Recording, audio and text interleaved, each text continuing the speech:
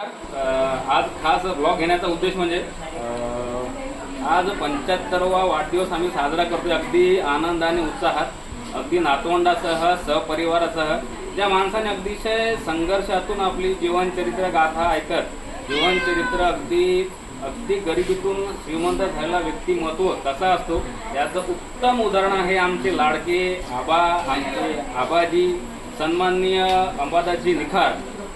परिचित असलेले यांचं सुंदरसं दुकान आहे आणि यांच्यासोबतच त्यांची पत्नी आहे आणि आमचे जे मित्र आहेत अमरजी साध्यरे. यांचा ब्लॉग घेण्याचा उद्देश सगळ्यात महत्त्वाचं म्हणजे यांची जी जीवनचरित्र गाथा आहेत यांनी वयाच्या 75वे वर्षे कशी काय गाठली आहेत त्या मागचाच उद्देश आहे. तर सविस्तर त्यांच्याशी आपण चर्चा करूया. आबाजी, आपण 75वा वाढदिवस साजरा करतोय, कसं वाटते तुम्हाला? आनंद वाटतो? आनंद वाटतो कारण एवढा मोठा परिवार, एवढा मोठा सहकुटुंब एकत्र येणं आणि त्यामागचा उद्देश ठेवला यांच्या चिरंजीवानी जे कोमलजी निखार आहेत, आमचे मार्गदर्शक आहेत. कधीही ते समाजसेवेच्या कार्यामध्ये सुखदुःखाच्या कार्यक्रमामध्ये सदैव तत्पर असतात.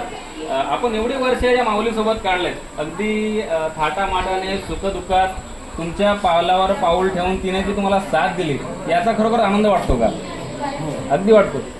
अतिशय सुंदर, कारण जोपर्यंत संसाराला दोन चाकं असतात ते जर एकतरी चाक त्या रथाचं बिघडलं तरी तो संसार अतिशय डगमगतो. परंतु अतिशय माऊलीनं ती साथ दिली आणि याचं उत्तम उदाहरण आम्ही आनंदाने हा बर्थडे सेलिब्रेट करतोय. याचं सविस्तर पूर्ण कारण आमच्या कोलवरला जातं. तुला कसं वाटतंय हा वाढदिवस आपण एवढ्या थाटामाटात आनंदाने साजरा करतोय, सगळं नृत्य झालं मुलींचं आनंदाने, कसं वाटतंय? छान वाटतंय. खरोखरच असा पती, असा व्यक्ती प्रत्येक स्त्रीच्या जन्माला आयुष्यात यावा हीच ईश्वरचरणी प्रार्थना. अमरजी, आपलं काय मत आहे याच्याबद्दल? नक्कीच अविनाश भाऊ, तुम्ही सांगितल्याप्रमाणे. नमस्कार, मी अमर सातपुते.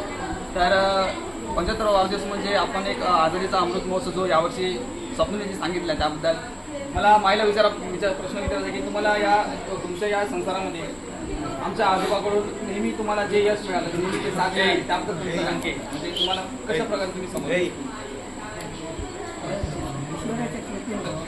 ईश्वराच्या कृपे. नक्कीच ईश्वर आपल्या नेहमी पाठीशी असतो आणि यामध्ये आबाजीचं जे कर्तृत्व आहे आणि तुम्हाला काय वाटते त्यांच्या कर्तृत्व, त्यांनी जे संघर्ष केला आहे त्याला आयुष्यात? नक्कीच सगळे समाधान आहे. आमच्या माईचं जे मत आहे ते सगळे समाधान असतात. तर अविनाश भाऊ, आपण पुढे जाऊया. तर आबाजीचं मत त्यांनी आता काय?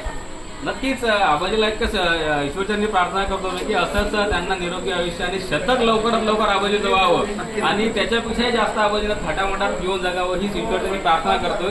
आणि पुनश्च एकदा सहकुटुंब सहपरिवारातर्फे आबाजींना वाढदिवसाच्या अंगणी शुभेच्छा देतो आणि थांबतो. जय हिंद, जय भारत, नमस्कार. मित्र, प्लीज लाईक करा, सबस्क्राईब करा. थँक्यू. आणि कमेंट